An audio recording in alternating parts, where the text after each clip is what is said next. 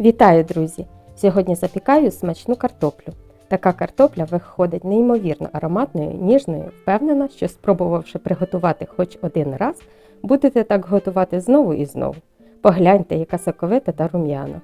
Мінімум часу на приготування і смачна вечеря готова. На святковому столі теж така картопля не буде зайвою. Отож, нарізаю картоплю тонкими пластинками.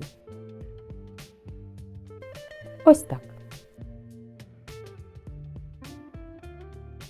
Форму для запікання змащую рослинною олією, звісно ж рафінованою. Викладаю нарізану картоплю щільно одну біля одної. Готово.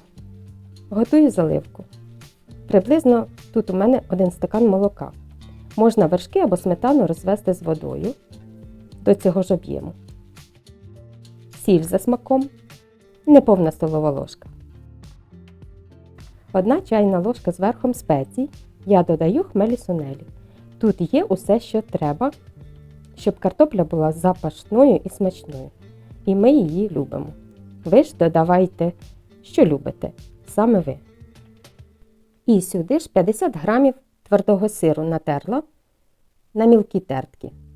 Сир, звісно, можна додавати за 5 хвилин до закінчення готування. Це без різниці, як вам зручно. Поливаю цією сумішею і розподіляю ложкою по картоплі. Забула до заливки додати часник.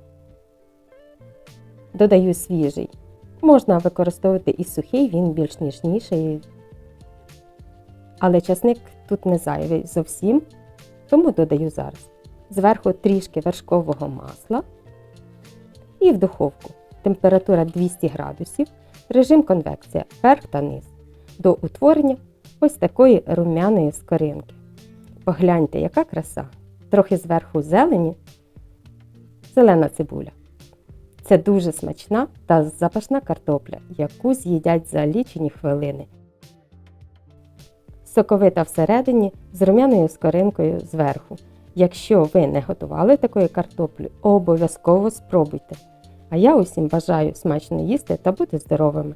Усім гарного настрою, усім пока!